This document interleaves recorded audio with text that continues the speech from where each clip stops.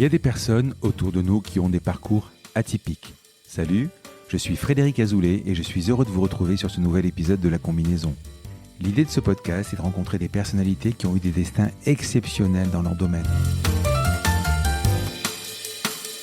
Entrepreneurs, sportifs, écrivains, artistes, je vous fais partager leur expérience, leur parcours lors d'une conversation sans filet. Découvrons ensemble la combinaison des événements qui ont fait leur succès. Pour être averti dès qu'un nouvel épisode est en ligne, il suffit juste de cliquer sur s'abonner dans votre application de podcast préférée. A tout de suite avec mon invité. L'épisode que vous allez écouter aujourd'hui n'est pas dans la lignée de ce que je vous propose d'habitude, à savoir un invité qui nous parle de son parcours. Nous sommes confinés et vous allez peut-être pratiquer des activités, vous intéresser à des matières, des sujets que vous n'avez pas l'habitude de côtoyer. C'est mon cas avec les crypto-monnaies. Alors je m'y suis intéressé, j'ai trouvé ça compliqué et j'ai voulu décanter un tout petit peu le sujet et répondre à quelques-unes de vos interrogations. Je suis navré pour le son qui n'est pas optimal, mais nous étions à distance avec Yann et je vous assure que nous avons fait techniquement de notre mieux. Allez, voici l'épisode. Salut Yann. Salut Fred. Alors, nous sommes en plein confinement, en pleine crise du coronavirus. Alors, j'inaugure avec toi un podcast à distance. Yann, tu es passionné de crypto-monnaie et de blockchain. Tout à fait. Tu animes un blog qui s'appelle kindaforge.com, Oui. où tu décryptes la blockchain, le bitcoin, les crypto-monnaies. Alors, je voudrais profiter de ton expertise pour décanter ces notions, simplifier et surtout comprendre comment acheter, vendre, comprendre les différentes crypto-monnaies. Est-ce que c'est l'avenir? Est-ce que c'est une bulle, une arnaque? Est-ce que c'est le moment d'acheter?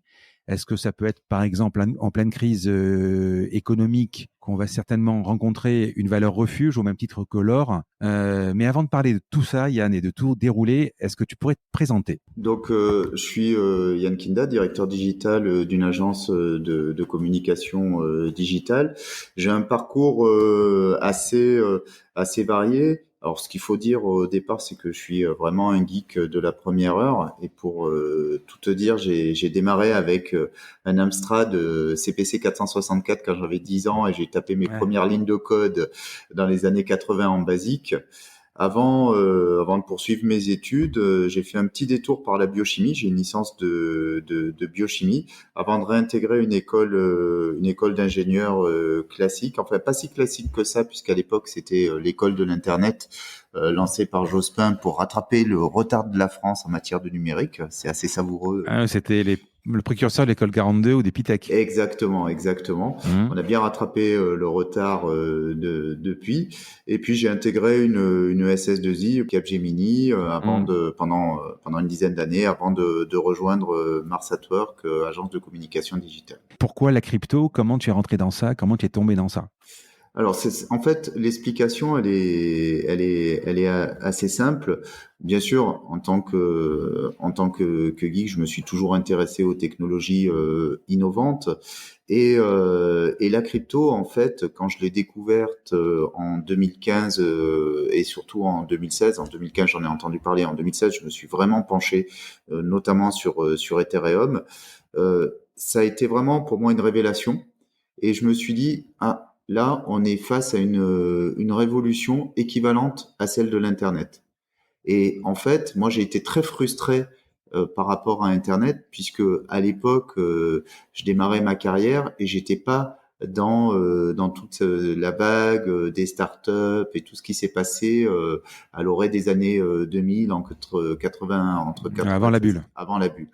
Et en fait, quand j'ai découvert la technologie blockchain, je me suis dit là, on est sur quelque chose de tout aussi révolutionnaire, d'équivalent. En fait, on est même sur la technologie qui va permettre d'aller au bout du rêve qui avait été initié par l'Internet et le web, qui était une décentralisation, une communication globale décentralisée, ce qui s'est avéré pour l'Internet vrai du point de vue technique, mais totalement faux du point de vue de la logique de centralisation de l'information. Et aujourd'hui, quand on parle des GAFA en tant que on va dire qu'organismes qui nous espionnent, qui savent tout de nous, qui centralisent toute l'information nous concernant, on se rend bien compte que l'internet est bien décentralisé du point de vue des serveurs, etc. Mais par contre, l'information, elle est entre les mains de groupes puissants. Et c'est pas pour rien qu'il y a cette fameuse réglementation RGPD qui a été émise par l'Europe pour essayer de protéger nos données. Et puis il y a cette notion. Alors je sais que j'avais enregistré un épisode avec Quant, Eric Léandri, Oui. le fondateur. Il y avait cette notion vraiment de protection des données personnelles. Et aujourd'hui, avant c'était une notion, maintenant c'est vraiment intégré partout. Et que ça soit chez Apple ou évidemment chez Facebook avec tout ce qui s'est passé, forcément, Oui. c'est Cambridge Analytica. Ouais, il est passé par là. Ouais, il est passé par là. Ouais. Je voudrais que tu m'expliques un peu ce que c'est une crypto-monnaie. Alors, une crypto-monnaie, déjà, on va dire que c'est une monnaie digitale, numérique, et les monnaies électroniques, on connaît ça déjà avant. Le fait d'utiliser une carte Visa, d'utiliser une carte bancaire, c'est utiliser de l'argent de manière numérique. Hein. Quand on fait un achat en carte bancaire, ça passe par des serveurs, des ordinateurs qui traitent les transactions. Un tiers, ouais. Tout à fait. Alors, justement, la différence fondamentale, c'est que ça passe par un tiers de confiance qui est la banque, hein, qui va gérer ça. Et puis surtout, la technologie sous-jacente est complètement différente, puisque on a une technologie qui est centralisée via ces systèmes comme Visa. Et dans le cas des crypto-monnaies, on passe par ce qu'on appelle une blockchain. Et la première d'entre elles, historiquement, et qui reste la plus importante, c'est Bitcoin. Et Bitcoin, alors il faut bien distinguer une chose, quand on parle de Bitcoin avec un B majuscule, on parle du protocole Bitcoin, du protocole technologique Bitcoin, et quand on parle du Bitcoin avec un B minuscule, on parle de la crypto-monnaie Bitcoin. Si on prend une autre blockchain qui est Ethereum, qui est la deuxième plus importante, Ethereum c'est la blockchain et l'Ether c'est la crypto-monnaie. Mais pour bien comprendre les choses, il faut je vais essayer d'expliquer un peu comment fonctionne la blockchain et en particulier celle de Bitcoin de manière un peu simplifiée. On va prendre une image. On dit souvent que la blockchain c'est un livre de compte comme une base de données de transactions décentralisée. C'est quoi une base de données, un livre de compte décentralisé? Partons déjà de ce qu'on connaît dans une banque traditionnelle. On va prendre une transaction effectuée via une carte Visa. J'ai ma carte Visa, je vais chez un commerçant, je fais un achat, j'achète pour 10 euros d'un produit quelconque. Ce qui va se passer, c'est qu'il n'y a pas d'argent sur ma carte Visa. C'est tout simplement une autorisation que va donner ma banque de transactions vers la banque du commerçant. Et d'ailleurs, pour beaucoup d'achats, on ne vérifie même pas la position, le solde du compte en temps réel. Si les montants sont faibles, il n'y a pas de vérification systématique du montant du solde du compte. Mais qu'est-ce qui se passe derrière en back-office au niveau des banques? Ma banque a un livre de compte qui correspond à mon compte bancaire où il y a une série d'écritures. Et la banque du commerçant, pareil, a le même livre de compte.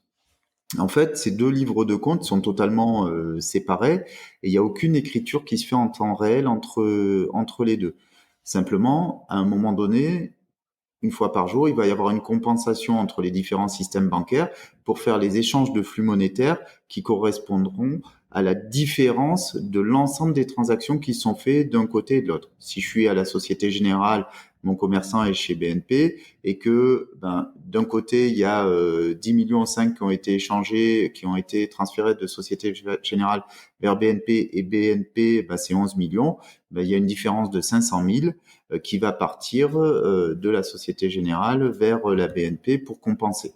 C'est comme ça que ça se passe, mais chaque banque a ses propres livres de compte. Dans une crypto-monnaie, on est dans un autre paradigme. En fait, on a un seul livre de compte qui est commun à tout le monde.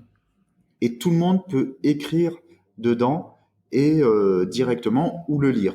Et c'est le fait que ce livre de compte soit ouvert à tous et que chacun puisse écrire dedans. Alors, je mets des petits bémols, on verra que on peut pas écrire aussi simplement que ça, mais disons que c'est le principe. Le fait que tout le monde partage le même livre de compte fait que, en fait, il y a une totale transparence et qu'il n'y a pas besoin d'intermédiaire pour faire une transaction. Tout ça se fait directement de pair à pair. Et quand j'emploie ce terme à dessein, parce que une des sources techniques de Bitcoin, c'est les technologies dites peer-to-peer, pair à pair. Alors, c'est des technologies qu'on connaît très bien tout un chacun parce qu'on a tous utilisé Émule. Emule, BitTorrent, etc. pour Ouais. télécharger des films. Un pair à pair, pour expliquer, c'est poste à poste. Hein. C'est poste à poste, Voilà. ordinateur à ordinateur. Dans le cadre des technologies peer-to-peer, quand tu vas partager un fichier, en fait, tu vas en avoir une version sur ton ordinateur, puis elle va être diffusée sur le réseau. Différents serveurs du réseau vont avoir d'autres versions du même fichier. Et ce qui se passe, c'est quand une tierce personne va vouloir le télécharger, elle va le télécharger depuis tous les ordinateurs qui ont une version de ce fichier. Tous ces serveurs-là vont partager un seul fichier qui est le livre de compte Bitcoin et qui est aussi appelé la blockchain. Alors, pourquoi ce livre de compte, il est appelé blockchain, chaîne de blocs? Tout simplement parce que l'information, quand on va écrire les transactions sur ce livre de compte, on va pas les écrire une à une. Et ça, pour des raisons très simples, c'est que ce serait peu efficace, en fait, en termes d'écriture. On va constituer des blocs de transactions de plusieurs centaines, plusieurs milliers de transactions, et les blocs vont être rattachés à la blockchain. Mais il est public, ce livre de compte? Complètement. Tu D'ailleurs, peux le voir. tu peux Il est le voir. public, mais anonymisé. Il est pseudonyme. Il est pseudonyme. En tout cas, en particulier en parlant de la blockchain Bitcoin, mais la plupart sont pseudonymes. C'est-à-dire que on va écrire de manière non pas anonyme, mais avec une identité numérique qui est basée sur une clé. Qui est pas retrouvable? Alors, la clé en elle-même, elle est publique. C'est un système de clé publique, clé privée. Je te propose pas forcément de rentrer dans le détail de ces systèmes de clé publique, clé privée, mais sache que tu as une clé que tout le monde peut voir, qui est liée à une clé privée, et qui doit absolument rester secrète, et qui te permet, on va dire, de commander ta clé publique pour faire simple. Et donc, quand tu vas vouloir faire une transaction, tu vas utiliser cette clé publique. Alors, une clé publique, ça se présente sous forme de suite de chiffres et de lettres. Donc, effectivement, ça permet pas de savoir que c'est Yann, c'est Frédéric qui fait la transaction. Les serveurs, les fameux nœuds du réseau qui permettent d'accéder à ces livres de compte, eux vont retenir d'autres informations, comme l'adresse IP de l'ordinateur que tu as utilisé pour faire cette transaction. Et via ton adresse IP, par exemple, on peut éventuellement remonter à ton identité. Donc, en fait, l'anonymat est loin d'être parfait, notamment sur Bitcoin. Et c'est pour ça que c'est une grande erreur de penser qu'on va utiliser la blockchain pour blanchir de l'argent, faire des transactions totalement anonymes, etc. En tout cas, c'est totalement faux ou en grande partie faux pour Bitcoin. C'est une très mauvaise idée d'utiliser Bitcoin pour cela. D'ailleurs, on sait tous qu'il y a eu toute une vague de ransomware qui est donc de logiciels malveillants qui chiffraient les disques durs des entreprises et les pirates disaient vous allez payer telle somme en Bitcoin sur tel compte. Sauf que ces comptes-là, comme ils sont dans la blockchain Bitcoin, tout le monde y a accès, tout le monde les voit et on sait le jour où l'argent va être retiré de ces comptes-là, on le verra aussi. Donc en fait, il faut bien avoir en tête que le livre de compte Bitcoin, il est public, la blockchain, elle est publique et tout le monde peut l'avoir, tout le monde peut y Non, mais avoir. je voudrais bien comprendre. Tu es victime d'un ransomware. Oui. D'accord? Tu dois verser 1 Bitcoin, 2 Bitcoins, 10 Bitcoins pour pouvoir sortir, avoir la clé, pouvoir décrypter tes fichiers. Oui. Bon. Moi, si je suis le pirate, tu vas me verser l'argent. Cet argent-là, il va arriver sur un compte Bitcoin C'est ça. que je vais pouvoir après transférer sur un compte viré quelque part, sur un compte bancaire, peu importe. Et tu es en train de me dire que c'est écrit sur le livre de compte public, mais c'est pseudonisé, c'est ça ton terme? C'est pseudonyme. Pseudonyme, voilà. Mais par contre, les autorités, c'est-à-dire la police, pourrait pas remonter vers moi. Alors si, parce qu'elle pourrait éventuellement tracer quelle adresse IP tu as utilisée pour faire la transaction sous ton pseudonyme, remonter à l'ordinateur qui a servi à faire cette transaction. Il y a des moyens de tracer, hein, en fait, même en utilisant des techniques pour anonymiser. Pourquoi il le laisse faire quand là en ce moment on a par exemple je sais plus quelle ville aux États-Unis qui a été piratée, on a les assistances publiques qui ont eu des attaques, pourquoi ils laissent faire ça? L'État a les moyens d'aller tracer, ils le font pas en fait. Alors c'est parce que c'est compliqué, parce que souvent on est dans des pays où la loi n'est pas la même, mais on va dire que c'est des pays où la législation ne permet pas facilement de poursuivre les gens, d'aller les retracer, et c'est pour ça qu'il y a une relative impunité. Mais c'est pas uniquement parce qu'il y a un anonymat, c'est plus parce qu'il y a une impunité. C'est un peu comme quand on parle des paradis fiscaux, on sait qu'il y a de l'argent sale là-bas, mais c'est difficile d'aller là-bas le chercher. C'est loin d'être toute la réalité de la blockchain, et c'est exactement la même critique qu'on a fait il y a 20 ans à l'internet, où on disait oui, internet c'est pour acheter des armes, c'est pour la pornographie, etc. Or on voit bien qu'aujourd'hui alors ça existe. Effectivement, aujourd'hui on parle du darknet, mais on distingue, on dit ah oui, non mais ça c'est le darknet, il y a le bon internet, il y a le mauvais internet. Une technologie, elle n'est ni bonne ni mauvaise en elle-même, c'est l'usage qu'on en fait. Et ça c'est vraiment important de le souligner. Pourquoi ça a été inventé? Elle pallie un manque? L'argent est passé de quelque chose, d'une notion très concrète, très matérielle, à une notion de plus en plus abstraite.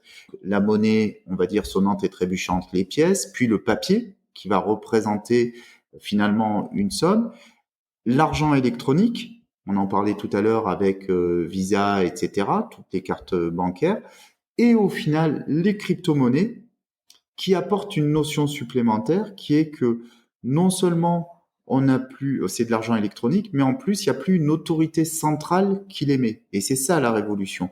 Pourquoi le Bitcoin a été créé? Eh bien, le parallèle est intéressant parce qu'il a été créé en pleine crise financière en 2008, et la plupart des technologies qui sont utilisées par Bitcoin aujourd'hui datent, pour les plus récentes, des années 90 et des débuts de l'Internet. L'idée de dire je veux me passer des banques, elle est venue en fait de cette crise financière. Aussi l'idée dite libertarienne, très anglo-saxonne, qui sont de dire je veux me passer d'État, je veux me passer d'organismes qui contrôlent l'argent. Les fondamentaux de Bitcoin, il y a l'idée de dire mais l'argent, ça doit pas être confisqué ni par des États ni par des organismes. L'argent, c'est l'énergie qui circule entre les gens, et l'argent doit être une sorte de bien commun, public, non centralisé, non contrôlé. C'est ça l'idée fondamentale.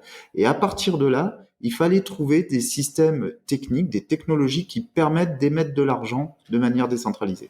Mais revenons à l'histoire. Bitcoin créé en 2009 par Satoshi Nakamoto. Il semblerait que lui, le créateur, ça soit même un peu obscur. Parce que, alors, en fait, si tu veux, je voulais faire cet épisode pour un peu décanter ce que c'est le Bitcoin, la crypto-monnaie, la blockchain, parce que beaucoup de gens veulent s'y mettre, beaucoup de gens en entendent parler, mais ne savent pas comment commencer. Et même si on fait cet épisode-là et qu'on reparle de l'histoire, même l'histoire du début, c'est-à-dire 2009 du début, c'est un peu obscur. On se pose même la question de savoir s'il a vraiment existé ou si c'est un groupe de développeurs, ou tu parlais de Dark Web, mais c'est un peu sombre quand même. Le truc, ça fonctionne, hein, je ne dis pas que ça ne fonctionne pas, c'est même très intelligent, mais est-ce qu'une seule personne a pu inventer ça? Et je voudrais savoir ce que tu en penses. C'est vrai que c'est très intéressant en fait ce mythe de Satoshi Nakamoto, qui serait un japonais qui a le premier écrit le livre blanc du Bitcoin, c'est-à-dire en fait c'est un document qui décrit le fonctionnement du Bitcoin, et d'ailleurs c'est intéressant de le lire, j'invite tout le monde à le lire, ça fait 8 pages, c'est pas très compliqué sur le papier, et qui dit je veux je mettrai le lien, tu m'enverras le lien, je mettrai le lien. Ouais, tout à fait. En fait, il est très clair dans ses objectifs.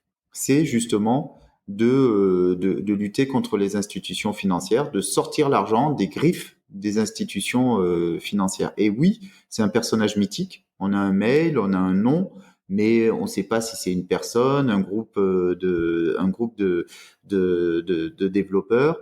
Il y a beaucoup de gens depuis qui se sont réclamés comme étant Satoshi Nakamoto, et c'est la seule blockchain qui est complètement anonyme. C'est la mère de toutes les blockchains, et c'est la seule dont on ne connaît pas la réelle identité du ou des fondateurs. Donc c'est un mythe, et ça c'est très intéressant. Ça participe à la légende de Bitcoin. Mais j'ai envie de dire que ce mystère, cette aura de mystère, elle a pas effectivement, comme tu le disais, d'impact sur la validité de la technologie, qui est très claire. Le code est open source, tout le monde peut y accéder, tout le monde peut faire son implémentation de Bitcoin. Et c'est bien pour ça qu'aujourd'hui, il y a des milliers de blockchains qui existent, tout simplement parce que le code qui a été fourni par Satoshi au départ, les premières implémentations du code, tout le monde peut les reprendre, tout le monde peut les modifier et créer sa propre blockchain. Donc c'est à la fois un peu obscur sur le qui, mais le quoi, la technologie elle-même, elle est très transparente. Pourquoi ça reste quelque chose d'un peu, tu disais sombre ou en tout cas d'un peu obscur? Ben, parce qu'on parle de crypto. Crypto, c'est cryptein, ça veut dire caché en grec. Donc il y a un côté un peu romantique là-dedans. Là, je voudrais dire un point important, c'est que en fait, aujourd'hui, il faut bien distinguer la technologie de son usage. Si je dois expliquer à quelqu'un comment fonctionne Internet du point de vue technique, ça va être très compliqué. Or, en fait, pour utiliser Internet, envoyer un mail, il n'a absolument pas besoin de savoir que je vais utiliser l'algorithme de Dijkstra pour router des paquets entre des serveurs sur des réseaux, etc. La blockchain aujourd'hui a l'air compliquée, le Bitcoin ça a l'air compliqué parce que les usages ne sont pas encore développés. Et donc, quand on veut parler de la blockchain, souvent on revient à des notions très techniques et donc un peu obscures, mais en tout cas, moi, c'est mon espoir, dans 10 ans, on s'en moquera totalement de la manière dont ça fonctionne. On dira, ah oui, bon, ben, ça passe par la blockchain, ok, on saura pas, le grand public ne saura pas exactement comment ça marche, mais il aura confiance dans le système. Dans mon parcours, j'ai fait une école de trading, donc un diplôme de trader. Et alors, si tu veux, moi, la première fois que je suis rentré dans cette école-là, c'était pour apprendre la bourse. Savoir pourquoi tu vends et pourquoi tu achètes. Tu dis, c'est pas parce que j'entends parler que le Club Med va faire une bonne opération, ouvrir 3 villages, que je vais acheter des actions Club Med. Bon. Et puis ensuite, tu te rends compte qu'il y a de l'analyse technique, qu'il y a plein de choses. Et finalement, c'est presque pas là dans les écoles de trading que tu peux faire de l'argent. C'est après sur du forex, c'est-à-dire les monnaies. Et après, tu te rends compte que même sur les actions, tu as la vente à découvert, mais tu peux gagner de l'argent quand l'action baisse. Tu as ensuite plein d'autres choses, les options, tout un tas de choses. Et j'ai l'impression que le Bitcoin ou la crypto-monnaie, c'est encore un niveau au-dessus. C'est-à-dire que, alors, c'est facile aujourd'hui d'acheter des actions parce que d'abord, tu peux demander à ta banque. À l'époque, tu demandais à ta banque. Maintenant, tu peux être sur Boursorama ou Bourse Direct, peu importe. Tu as des choses qui sont assez simples. Mais le Bitcoin, ça reste aussi dans l'interface. Et quand tu dis à un moment, j'ai pas besoin d'expliquer le protocole TCP/IP ou peu importe pour aller expliquer comment fonctionne Internet, parce que si je clique sur envoyer un mail, ça envoie un mail de façon extrêmement compliquée, mais extrêmement simple pour l'utilisateur. Donc, il y a cette interface-là qui est fait back-office, front-office, d'accord? Tandis que le Bitcoin, c'est encore back-office, pour moi. C'est encore compliqué. Ça sera le chapitre d'après, on va expliquer le fonctionnement, mais ne serait-ce que comment commencer, tu peux pas me l'expliquer en 2 secondes. Et en plus, tu vas rajouter des couches de spéculation. Entre le moment où que je t'ai eu pour dire on va faire un épisode, la semaine dernière, c'était à 4006, là, c'est à 5006. C'est extrêmement volatile. Et tout ça, ça fait peur quand même. Ça fait peur parce que... Ouais. Alors après, moi, mon prof de trading m'avait dit, tu peux aujourd'hui commencer dans le trading, il faut aujourd'hui investir de l'argent dont tu n'as pas besoin. Je pense qu'on va en reparler, c'est important, il faut être prêt à perdre de l'argent. Ne serait-ce que sur le système de fonctionnement, et je termine, après je vais te laisser parler, j'ai compris que mi-2020, par exemple, les bitcoins vont être divisés par 2, et en fait, il y a 21 millions de bitcoins émis, et c'est divisé par 2 tous les 4 ans, c'est ça? 12 bitcoins et demi, je crois, toutes les 10 minutes, c'est vachement compliqué. Oui. C'est comment on a pu penser à tout ça, quoi? Alors, oui, c'est vrai. Tu as une technologie pair à pair qui permet de gérer ce qu'on a appelé un compte décentralisé, un portefeuille décentralisé, qui à l'origine s'appelle Bitcoin, le protocole Bitcoin, et que pour des raisons marketing on appelle blockchain, mais fondamentalement c'est la même chose. Cette technologie permet de gérer des transactions monétaires. Ça, c'est la techno, mais j'ai envie de dire pas que. Aujourd'hui, cette technologie, elle permet de faire bien d'autres choses que de gérer des transactions monétaires, parce qu'elle permet de gérer des transactions, et ces transactions, ça peut être de l'information, et pas simplement une information qui a trait à de l'argent. Néanmoins, le succès du Bitcoin est lié fondamentalement à la crypto-monnaie Bitcoin. Et donc, effectivement, il y a toute cette dimension de trading spéculatif, de valorisation du Bitcoin, mais les usages autres des blockchains, eux, sont encore balbutiants. Et en fait, c'est un pari un petit peu sur l'avenir, sur les autres usages de la blockchain, la traçabilité, l'immuabilité de l'information. La transaction, elle est écrite une bonne fois pour toutes. Personne ne peut modifier cette blockchain Bitcoin. Alors déjà, tout le monde ne peut pas écrire dedans. En fait, il faut, on va dire, une manière. Il y a une manière spécifique de le faire qu'on appelle le minage. Quand tu es dans les monnaies fiduciaires, c'est les banques centrales qui émettent l'argent. On est d'accord. Et on a dit tout à l'heure, elles émettent en fonction de la progression du PIB. Dans le protocole Bitcoin, c'est beaucoup plus simple. Chaque fois qu'on va ajouter un bloc dans la blockchain, donc un ensemble d'écritures, le mineur qui a ajouté le bloc, donc la personne qui a écrit sur la blockchain, va recevoir une récompense sous forme de Bitcoin. Donc en fait, cette récompense, elle permet la génération au fur et à mesure du Bitcoin dans le temps. Et Satoshi Nakamoto a voulu que le nombre de Bitcoins émis soit fini dans le temps et qu'il ne puisse pas dépasser 21 Ça s'arrête millions. dans 120 ans, je crois, il me semble. 2140. Alors oui, pourquoi Pour le Bitcoin, 2140? ouais. Pour le Bitcoin, pourquoi 2140? Parce qu'il a dit il y aura un nombre fini, ce sera 21 millions de Bitcoin, pas plus. Et il a dit la récompense qu'on reçoit chaque fois qu'on écrit un bloc dans la blockchain Bitcoin, cette récompense, elle sera divisée par 2 tous les 210 000 blocs, il me semble, tous les 4 ans. Le fait de créer la rareté permettait finalement de créer une dynamique de valorisation de la crypto-monnaie. Et le Bitcoin a commencé à se valoriser. Mais comment le valoriser? Il faut bien le valoriser contre une monnaie fiduciaire classique, l'euro ou le dollar. C'est là que dans l'écosystème sont nées les premières personnes à faire des échanges. Alors d'abord de gré à gré, de pair à pair, en disant bah tiens le Bitcoin, moi je dis que ça vaut tant et je t'en donne. Si tu me donnes un Bitcoin, je te donne $10. Et puis il y en a qui sont allés plus loin, qui ont dit bah moi je vais créer une sorte de bourse, un exchange, on appelle ça, une place de change où je vais proposer automatiquement de mettre en relation l'offre et la demande autour du Bitcoin. Et c'est comme ça qu'a commencé à se valoriser de manière plus, on va dire un peu plus formalisée le Bitcoin. Mais il y a une grosse différence avec la bourse que tu citais, le trading traditionnel, c'est qu'aujourd'hui, les différents exchanges, ils sont pas centralisés. Le cours du Bitcoin d'une place de change à une autre, il sera pas le même sur Binance, Coinbase ou Kraken à un instant T. Il peut y avoir une différence même de plusieurs dizaines de dollars ou d'euros. Et d'autre part, il n'y a pas de régulation étatique de ces exchanges. Et donc des pratiques que tu as qui sont régulées dans le système de boursier traditionnel et dans le trading traditionnel ne le sont pas dans le Bitcoin. Ce qui ajoute un peu au côté, on va dire, très volatile et le fait que effectivement, si on souhaite acheter du Bitcoin, déjà ça peut paraître un peu compliqué et ça peut paraître risqué parce que effectivement le cours de la crypto-monnaie et des crypto-monnaies en général, pas que du Bitcoin, est extrêmement volatile.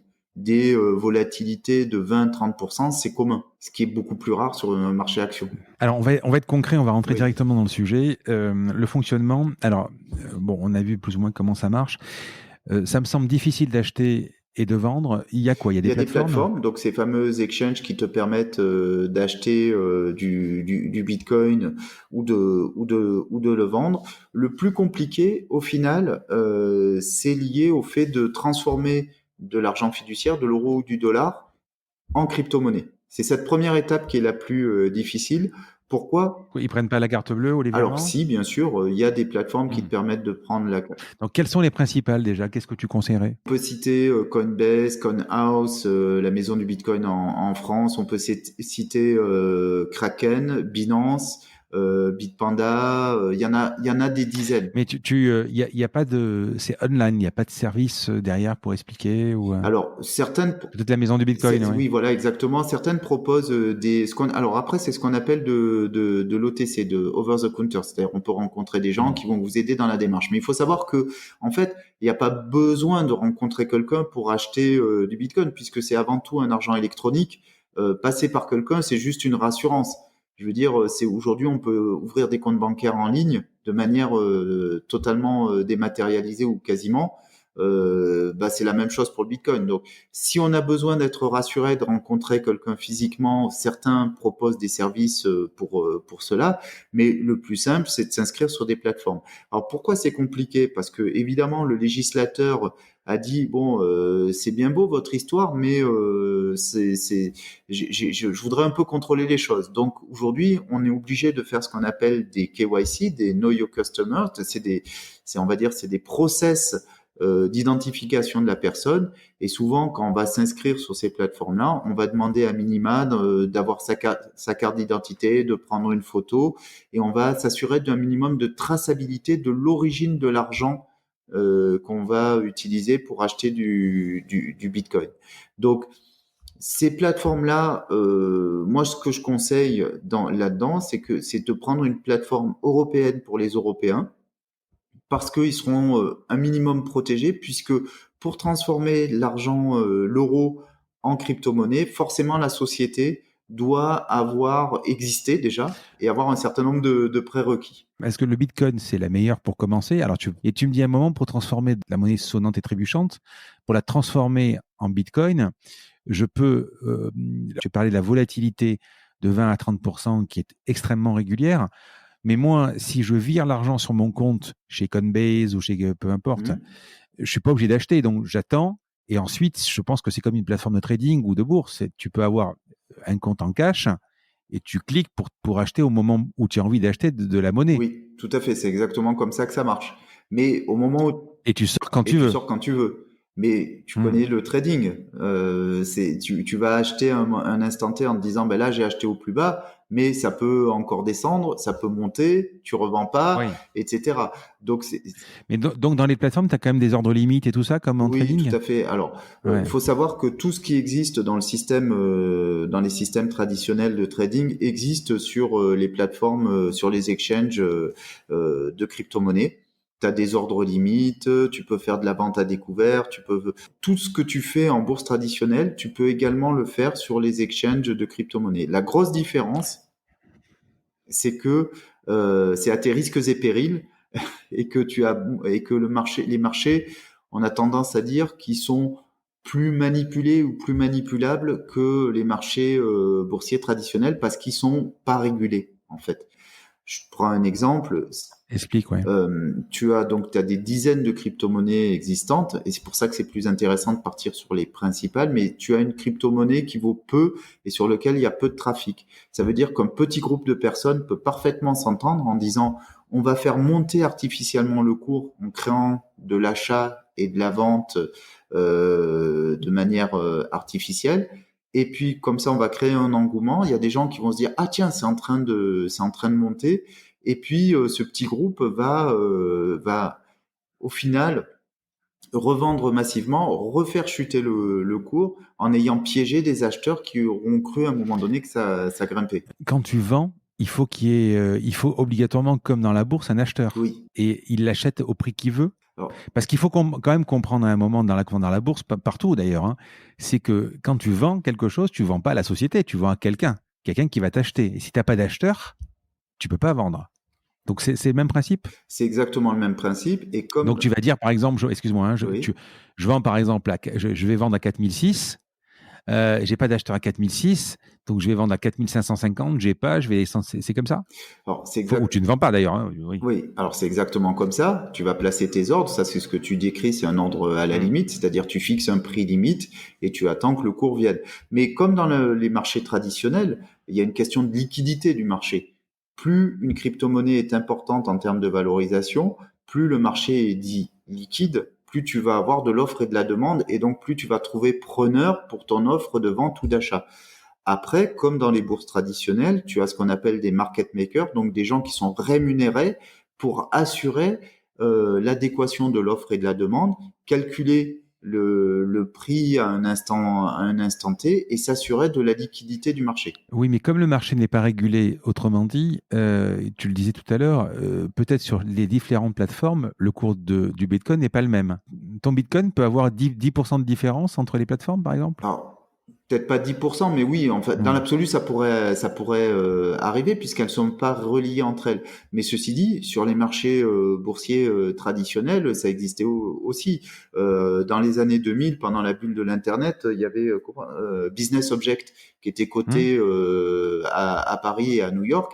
Et souvent, il y avait un spread, il y avait une grosse différence entre Ouais, le ouais. cours entre les deux bourses. Et il y a des gens qui s'étaient spécialisés dans le fait de jouer justement sur cette différence de cours, etc., entre les deux places boursières. Donc, je veux dire, il n'y a rien d'étonnant à ce qu'aujourd'hui les exchanges aient chacun son propre cours, mais en fait, globalement, quand même, il va pas y avoir, ça va être très compliqué de jouer sur ce différentiel puisque on est sur deux places boursières différentes en fait. Il y a un point important, tu me disais, oui, tu vas me dire la meilleure crypto-monnaie pour débuter. L'ensemble des crypto-monnaies aujourd'hui, ça doit peser, on va dire 300 milliards. Comme ça vient de se cracher, on est à moins, mais 300 milliards, c'est à peu près, on va dire, la fortune d'un Jeff Bezos avant son divorce, plus ou deux fois Bill Gates, on va dire. C'est rien du tout dans les marchés financiers. L'ensemble de l'argent de la planète, c'est 55 000 milliards de dollars. 300 milliards, c'est rien. Les crypto-monnaies, c'est un tout petit marché par rapport à l'ensemble, si on prend les produits dérivés, Oui, le c'est pour ça forex, qu'on dit que ça ne veut etc. pas faire de bulle vraiment. Exactement. Il y a des bulles spéculatives, mais j'ai envie de dire, c'est des bubules hein, dans notre univers Hmm. des cryptos. Et demain, il peut monter à 100 000 ou à 1 million. En fait, on n'en sait rien. Mais ce qui est certain, c'est qu'aujourd'hui, il y a peu d'argent qui s'investit dans les crypto-monnaies encore, même si c'est beau, hein, 300 milliards, mais ça peut effectivement énormément grossir si les crypto-monnaies deviennent un moyen courant de paiement et que des milliards de personnes les utilisent. Forcément, ça va énormément se valoriser. Donc, c'est pour ça qu'il faut vraiment distinguer deux approches quand on s'intéresse aux crypto-monnaies en termes d'investissement. C'est de dire, je suis investisseur, j'en achète un peu, et puis je laisse ça et je vois ce que ça donne dans quelques années. Et je mets de l'argent dont j'ai pas besoin, effectivement, ce que tu disais tout à l'heure. Et puis, il y a ce qu'on appelle le trading, qui est quelque chose de totalement différent, qui est de dire, je vais jouer sur le cours et les fluctuations du cours pour faire de l'argent. Et dans ce cas-là, qu'on soit sur de la crypto-monnaie ou sur d'autres types d'assets financiers, peu importe, j'ai envie de dire. Ce qui t'intéresse, c'est la volatilité. Et c'est pour ça que beaucoup de gens se sont intéressés au trading avec les crypto-monnaies, parce qu'il y a une telle volatilité qu'on se dit, bah oui, c'est juteux, je vais pouvoir faire beaucoup Mais d'argent. tu peux, par exemple, acheter un demi-Bitcoin?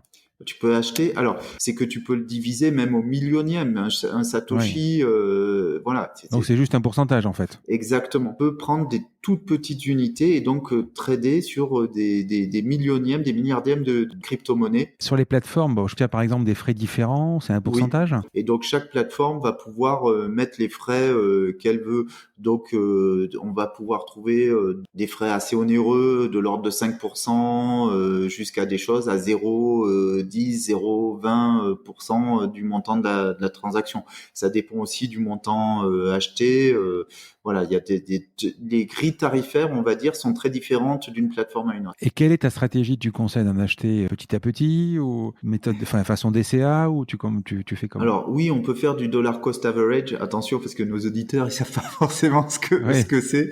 Alors ça c'est une stratégie d'investissement le dollar cost average. Alors bon là c'est du Bitcoin cost average. Explique une bonne stratégie, vas-y, Ouais, explique. c'est une Ouais. bonne stratégie. En fait, l'idée, c'est de dire plutôt que d'acheter, mettons que j'ai 1000 euros, on va dire, d'achat en Bitcoin à faire, plutôt que d'attendre, de regarder le cours et de me dire tiens là je place mes 1000 euros, c'est de dire je vais acheter sur plusieurs mois en mettant 100 euros par mois sur 10 mois, je vais mettre 100 euros et chaque mois je vais mettre que 100 euros et comme ça je vais lisser le prix le prix d'achat de mon Bitcoin sur plusieurs mois en profitant en fait des prix les plus bas. Et donc je vais obtenir un prix moyen qui sera certainement meilleur que si j'ai Mais tout acheté en une fois et pas au plus bas. c'est une stratégie complète parce qu'il ne faut pas non plus se dire, voilà, j'achète le Bitcoin, je mets 100 euros quand le Bitcoin coûte 5006, s'il monte à 7000, je vais gagner 20 euros, je revends mes 100 euros parce que la stratégie ne marche pas. Il faut résister. Alors, oui, le dollar cost average, c'est une stratégie long terme. Oui, C'est voilà, oui. j'achète cette année, je vais mettre 1000 euros dans le Bitcoin en me disant que dans 10 ans, il en vaudra 100 000. Voilà. C'est une stratégie d'investissement. C'est pas une stratégie de trading. Encore une fois, le Mm. trading, c'est beaucoup plus court-termiste, même s'il y a différents types de Oui, ça mais dépend, oui. c'est assez court-termiste, alors que le dollar cost average, c'est plus une stratégie d'investissement long terme. Et quand on voit les variations, c'est très simple. Hein.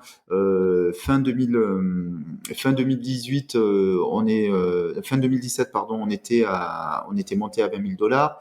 Ça s'est cassé la figure en 2018. Fin 2018, on est tombé à moins de 4 000 dollars. En 2019, en juin 2019, on est remonté quasiment à 14 000.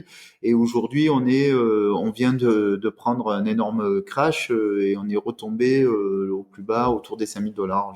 On peut se dire qu'aujourd'hui, début avril 2020, le C'est Bitcoin pas est cher. dans ses prix les plus bas et que ça peut être une bonne idée ou en tout cas, on peut prendre le risque d'en acheter un petit peu. Pourquoi? Parce que les traders vont te dire, ben voilà, il y a le halving, donc le fait que la récompense va être divisée par deux, qui va faire que automatiquement, et c'est sur le automatiquement que je mets des gros guillemets, le prix du Bitcoin, enfin la valeur du Bitcoin va être plus importante et donc traditionnellement, avant le fameux halving, le Bitcoin se valorise fortement parce que, comme on dit, on achète la rumeur et on vend la nouvelle. Et comme là, il y a eu la fameuse crise, le Covid, qui a fait que tous les marchés ont baissé, et y compris le marché des crypto-monnaies, effectivement, acheter en ce moment peut paraître une bonne idée dans une stratégie d'investissement long Et terme. tu passerais plutôt par une plateforme type Kraken qui est un peu plus compliquée,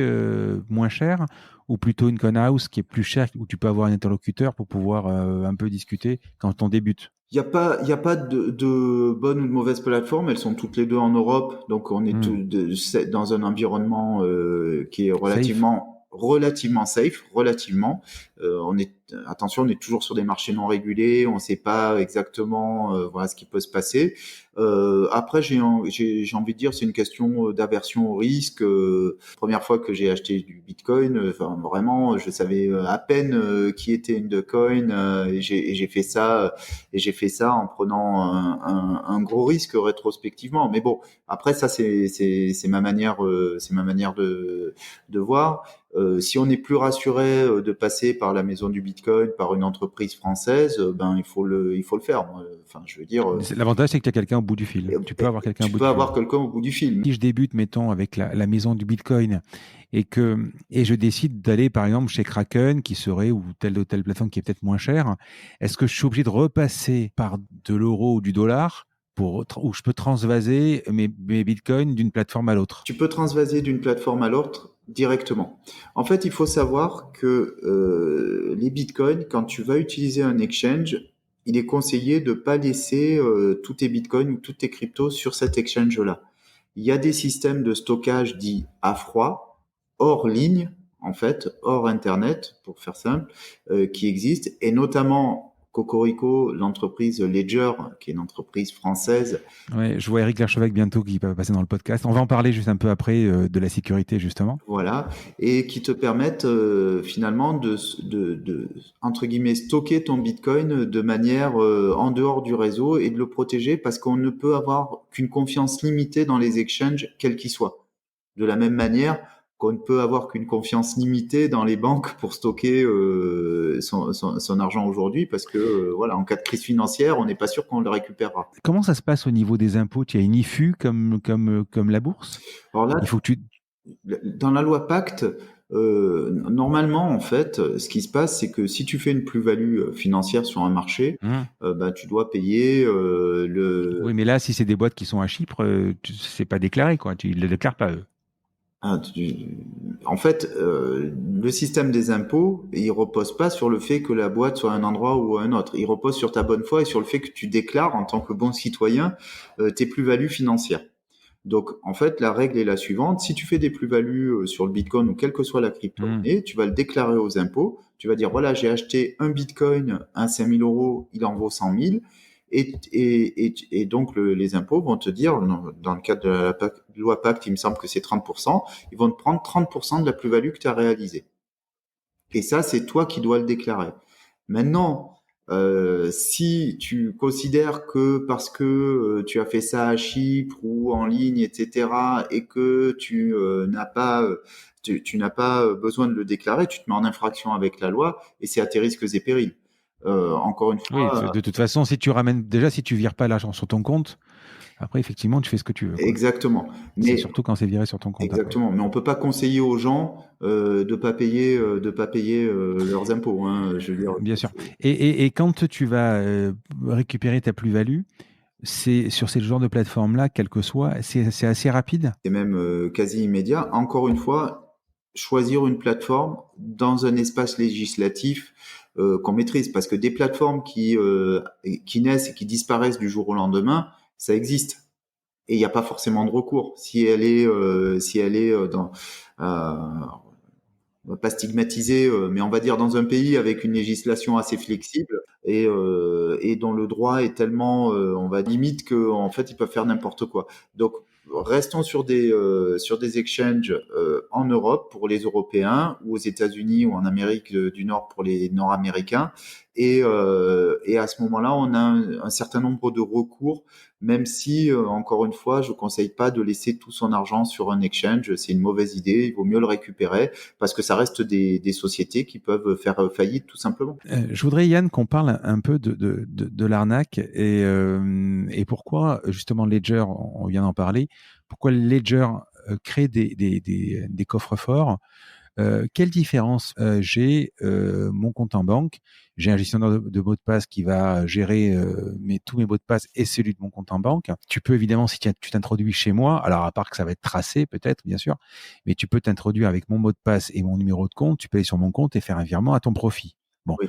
pourquoi le Bitcoin, on a l'impression qu'il faut jamais stocker sur l'ordinateur, avoir un papier ou un coffre-fort numérique, ou pourquoi? Alors, pour la même raison qui fait la force du Bitcoin, c'est que t'as pas de tiers digne de confiance. En fait, tu es responsable de ta sécurité dans le monde des crypto-monnaies. Toi, en tant que personne et toi seul. Pour accéder à tes bitcoins, en fait, tu as une clé, on en a parlé tout à l'heure, clé publique, clé Hum. privée. Tu as une clé privée, une clé secrète dont toi seul est le détenteur. Et cette clé-là, elle ouvre toutes les portes de tes coffres-forts numériques, en fait, en crypto-monnaie. Et donc, du coup, à partir du moment où quelqu'un a d'autre à la clé, eh ben, il a accès à tout. Et la différence qu'il y a avec ton mot de passe de ton compte bancaire, c'est que si tu peux prouver auprès de ta banque que tu as été cambriolé, qu'on a hacké ta machine et que donc la transaction qui a été réalisée était frauduleuse, eh ben, tu peux obtenir éventuellement, tu peux être assuré et récupérer ton argent ou être indemnisé en tous les cas. Mais il n'y a pas un mécanisme comme ça parce qu'il n'y a pas d'autorité centrale et de régulation dans les crypto-monnaies. Donc, si tu protèges mal ton secret et que tu le perds et que tu te fais avoir ou que tu le donnes à quelqu'un, que tu te fais arnaquer, eh ben, tu peux te retourner contre personne. Parce que quand tu vas acheter sur la plateforme de crypto-monnaie, ils vont t'envoyer ces deux clés. Non, c'est bien le problème d'ailleurs. C'est que si tu achètes sur un exchange, en gros, toi, tu as ton mot de passe pour accéder à ton exchange, mais tu leur Hum. fais confiance. C'est eux qui ont tes bitcoins, c'est pas toi. Te retrouves dans le système bancaire traditionnel, c'est-à-dire que tu fais confiance à Coinhouse, à Binance, à Kraken pour stocker et sécuriser tes crypto-monnaies. Mais si eux se font braquer, Et ben voilà, c'est pour ça qu'il faut choisir une plateforme plutôt en Europe en espérant que tu auras un recours juridique. Conhouse, ils ont même ce qu'ils appellent un coffre-fort chez eux. Oui, alors eux, ils te garantissent un certain nombre de sécurités, mais des exchanges qui se font pirater, Avec des assurances ou avec des trucs? eh ben voilà, il faut lire les petites Ouais, lignes, hein, c'est toujours ouais. pareil. Et alors, il faut savoir qu'il y a les exchanges se sont fait énormément hacker ces dernières années, et que les exchanges qui tiennent la route sont ceux qui ont systématiquement remboursé leurs clients. Notamment Binance, qui a été hacké l'année dernière, a remboursé. Voilà. Donc, en fait, aujourd'hui, on dit oui, je suis sur un exchange qui n'a jamais été hacké, etc. Pour moi, ça, c'est pas ce qui fait sa valeur. Ce qui fait la valeur, c'est que en cas de hack, ils soient capables de te rembourser et qui t'assurent en fait tes fonds que tu stockes chez eux. Mais dans tous les cas, ça implique que tu fasses confiance à l'exchange, et le fait d'utiliser une solution de cold storage, de stockage à froid de type Ledger, te permet toi de garder la main sur tes clés secrètes avec un objet, ça ressemble à une petite clé USB, qui va contenir tes mots de passe secrets et te permettre de les récupérer. Est-ce qu'il existe une plateforme, si je veux vraiment être assuré, même si elle est plus chère, est-ce qu'il existe une plateforme en France? Oui, bien sûr, avec CoinHouse et la maison du Bitcoin. Le Bitcoin, tu ne le stockes jamais chez toi. Parce que il n'y a pas un endroit où tu stockes le Bitcoin comme un coffre-fort où tu mets une pièce d'or. Ça marche pas comme ça. Rappelons-nous, le Bitcoin, il est sur un livre de compte distribué. Ce que tu stockes, c'est l'accès à ce Bitcoin, la propriété, le titre de propriété de ce Bitcoin via ta clé privée. Donc en fait, quand tu vas générer une clé, c'est ta clé privée qui signe ta transaction, qui dit ce Bitcoin, il n'y a que moi qui ai le droit de le déplacer, en fait, qui ai des droits sur le fait de le. Mais l'exchange, au moment où elle le fait, a accès à cette clé-là de toute Mais il façon. l'a conservé pour lui. Il te la donne pas. C'est pour ça que c'est lui qui est propriétaire de tes bitcoins en réalité. Du point de vue strictement technique, quand tu es D'accord. sur un exchange, c'est lui qui est propriétaire, qui a les clés privées de tes bitcoins. Tu n'as pas accès à ces clés privées. Et donc, en fait, tu n'es pas vraiment propriétaire. Tu l'es du point de vue juridique, puisque eux te garantissent que tu peux bouger ce bitcoin que tu as acheté chez eux. Mais en fait, tu n'en es pas vraiment propriétaire. De la même manière que quand tu mets de l'argent à la banque traditionnelle, ils n'ont pas forcément les fonds à un instant T. Quand tu as 1000 euros à la banque, ça ne veut pas dire qu'il y a vraiment 1000 euros sur ton compte ou dans un. Et d'ailleurs, si tout le monde décide de retirer son cash à la banque en même temps, les banques s'effondrent, puisqu'en fait, ils n'ont pas ce cash en réalité disponible pour tout le monde à un instant T. C'est des jeux d'écriture. Il te faut, toi, dire, je récupère la propriété de mon Bitcoin grâce à une clé privée. Et cette clé privée, il faut la générer d'une certaine manière. Les appareils comme le Ledger te permettent de générer et de garder ta clé privée sur un support matériel avec toi. Mais tu peux aussi écrire ta clé privée sur un bout de papier. Sur l'exchange, tu n'as pas ta clé privée. La clé D'accord. privée, c'est le titre de propriété. Dit autrement, c'est comme un bon au porteur. Tu avais un Oui, bon au oui. porteur, tu arrives dans n'importe quelle banque, tu as le bon au porteur, c'est le porteur, on se moque de l'identité du porteur, tu arrives avec ton bon au porteur, tu retires l'argent. C'est exactement la même chose. Alors, j'ai encore deux questions. Comment tu vois la crypto dans 10 ans? Alors, les cryptos dans Ou la blockchain, ouais, ouais, la ouais. blockchain d'une manière générale font beaucoup d'espoir dans la généralisation de l'usage des crypto-monnaies. C'est-à-dire que ça devienne une vraie alternative à l'échange de valeurs entre les gens. Et je pense par contre que c'est pas forcément dans les pays occidentaux que ça va le plus se développer, mais plus dans les pays qui ont un vrai besoin d'accès à l'argent, notamment les pays émergents et notamment sur le continent africain. Aujourd'hui, on voit facilement que dans des pays où on n'a plus confiance dans la monnaie nationale, au Venezuela, au Nigeria par exemple, où il y a une grosse fluctuation en tout cas de la monnaie nationale, les gens se rabattent sur les crypto-monnaies. Il n'est pas interdit de penser que là, avec la nouvelle crise financière, ça rebooste les crypto-monnaies dont le Bitcoin. Et donc ma croyance, c'est que dans les années à venir, on va avoir une généralisation de l'usage des crypto-monnaies. Peut-être même que les États vont sortir des crypto-monnaies nationales, un crypto-euro. Hein. Il y a des députés français qui bossent sur le sujet. L'Europe bosse sur le sujet. Un crypto-dollar, c'est pas du tout exclu. Et à partir du moment où l'usage des crypto-monnaies va se généraliser, c'est tout l'usage de la blockchain qui va se généraliser. Et en fait, on discutera effectivement moins du support technologique que des usages qu'on peut en faire. comment on peut transmettre facilement de la valeur, faire du micro-paiement, etc., que ce soit sur le Bitcoin ou d'autres crypto-monnaies, et faire des échanges de flux monétaires facilement avec ces crypto-monnaies. Donc je pense que dans 10 ans, on commencera à avoir un écosystème solide et une généralisation de l'usage des crypto-monnaies. Et qu'est-ce que tu réponds à ceux qui te disent ça sera une véritable arnaque, une vaste arnaque? La même chose que les gens qui m'ont dit en 98, Internet, ce sera une vaste arnaque. Maintenant, ce qui compte, c'est la généralisation de son usage. Dans la généralisation de l'usage, il y aura des arnaques et il y aura des belles histoires. Il y a eu, je sais pas combien de sites marchands qui ont été des arnaques, et ça n'a pas empêché l'avènement d'Amazon et la construction de géants du e-commerce. Et c'est exactement la même chose pour la blockchain. En fait, le reste, c'est spéculation. Dire, voilà, ça va être une vaste arnaque ou ça va être un Eldorado, on n'en sait rien. Ce que moi, je sais, c'est qu'il y a des technologies plus ou moins fiables, que les bonnes technologies vont rester et ça, c'est plus l'espoir. Et on va leur trouver un public, des usages qui sont peut-être même pas encore aujourd'hui pensés ou imaginés.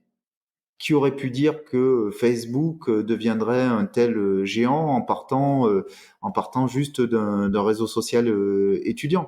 Bonne transition pour Facebook. Projet Libra, pourquoi ce non-emballement en fait? C'est arrivé d'un coup, tout le monde a voulu adhérer, et puis et après les États se sont mêlés, et on a dit finalement, allez hop, Visa, je me retire, PayPal, je me retire, voilà. Alors on va faire un peu de politique Ouais.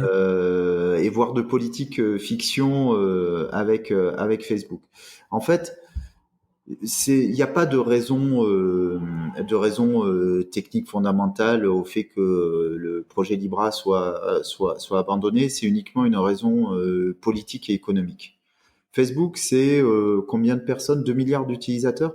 Quand Facebook dit, même si c'est Libra, on va dire que ça reste Facebook au final. Dit, oui, c'est un proto-État. Voilà. C'est un proto-État. Je vais battre monnaie, ça veut dire qu'il s'accapare un droit régalien, un droit étatique, et qu'avec 2 milliards d'utilisateurs, sa monnaie, elle devient automatiquement plus forte que des monnaies comme l'euro, voire le dollar. Et c'était une menace insupportable pour les États, puisque à partir du moment où Facebook dit, moi je bats ma monnaie, que dans son écosystème, sur son application, on peut échanger cette monnaie, faire des achats, etc. En gros, il devenait plus puissant que des États, il devenait transétatique, avec un poids, puisqu'il pèse déjà plus lourd en termes financiers que beaucoup d'États, de petits États. C'était un pouvoir qui était trop énorme. Donc, en gros, à un moment donné, que disent les États? Ils disent, écoutez, vous êtes bien gentils, mais vous êtes quand même des hommes. Et demain, si vous choisissez de nous bypasser ou de nous dépasser, on va vous envoyer l'armée, quoi. Hein. Pouvoir, et ce pouvoir, il passe aussi par les armes, et les États vont défendre leur pouvoir monétaire par les armes, alors par le droit. Hein. Et là, c'est plus de l'influence qu'ils ont fait. Mais enfin, aucun État ne peut abandonner son pouvoir monétaire. Yann, merci beaucoup. Je rappelle ton blog qui est kindaforge.com, plein d'informations, plein de ressources pour aller plus loin sur la blockchain et la crypto-monnaie. Je voulais faire cet épisode, donc on est confiné, je voulais faire cet épisode pour un peu décanter. Alors, je suis pas sûr qu'on soit arrivé à décanter, parce que c'est quand même très compliqué, mais on a répondu quand même pas mal de questions. Et moi, je trouve ça, c'est mon sentiment personnel, je trouve ça vachement intéressant. Et puis, écoute, je te remercie. Et je t'en prie. Et puis à bientôt. C'est moi qui suis flatté que tu m'aies invité dans ton émission, dont je me suis laissé dire qu'elle prenait de plus en plus d'ampleur. Donc c'est moi qui te remercie. Grâce à des gens comme toi. À bientôt, Yann. À bientôt, merci.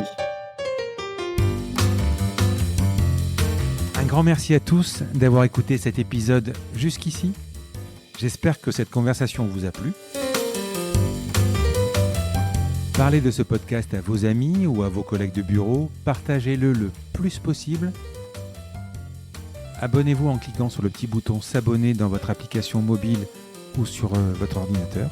Ainsi, vous serez averti dès qu'un nouvel épisode est en ligne.